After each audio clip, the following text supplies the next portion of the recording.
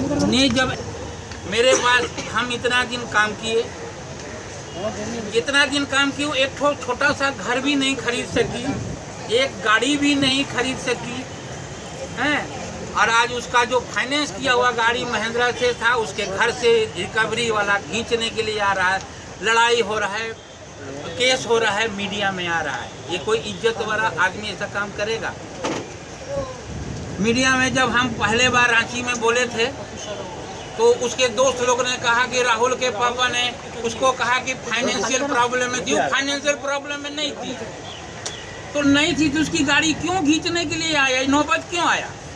उससे ये आप इंक्वायरी कीजिए कि इतना दिन काम की जो लड़की करोड़ों रुपया इनकम टैक्स में उसका है, आप देखिए उसका आईटी, तो आखिर आज के डेट में उसके अकाउंट में एक पैसा क्यों नहीं है?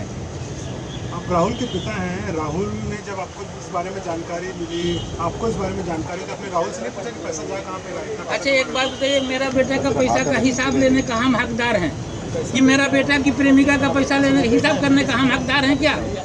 हमने उसको इतना ही कहा था कि बेटा आज के डेट से मैं तुम्हारा बाप भी हूँ और ससुर भी हूँ, तुम लोग दोनों काम करो, अपना पैसा कमाओ, छोड़ दो। माँ बाप ले लिया, माँ बाप पैदा किया तो उसका हक बनता है। पैसा नहीं थे, मतलब पैसा जॉइंट अकाउंट, उसका अपना अकाउंट ही नहीं है आज तक। उसका माँ बाप और उसका तीनों का मिल के अकाउंट है।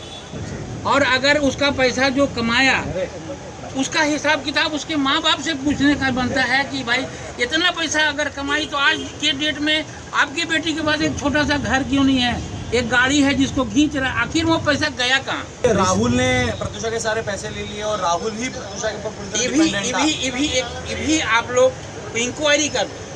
राहुल से प्रत्युषा का भेंट हमको लगता है 8 महीना साल भर के बीच हुआ है ना।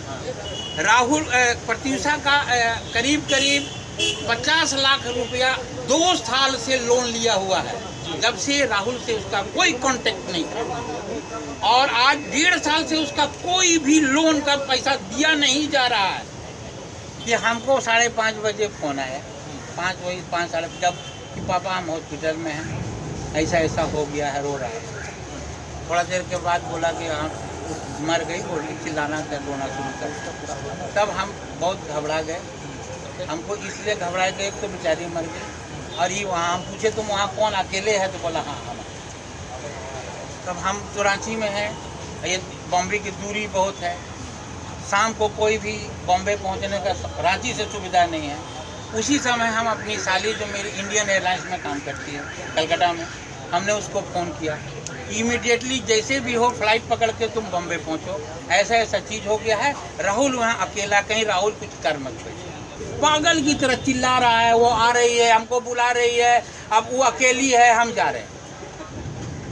उसको हमने कहा कि हम तुम्हारे बाप हैं जो तुमको पैदा किए, तुम्हारी माँ है, तुम्हारा भाई है, उन लोगों के प्रति तुम्हारा फर्ज नहीं। तो बोला आप लोगों के पास बहुत कही, उसके पास वो अकेली है। प्रत्युषा के अपने माँ बाप के साथ कैसे संबंध थे? अच्छा, आपको हम बताएंगे, आपको नहीं समझ में आता है कि वो रांची गई, 7 दिन रही आप लोग के साथ। हाँ, और वहाँ से 120 किलोमीटर जमशेदपुर।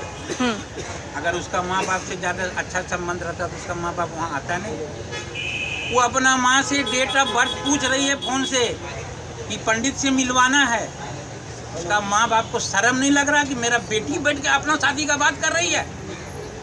क्या हिंदू संस्कृति में ऐसा होता है?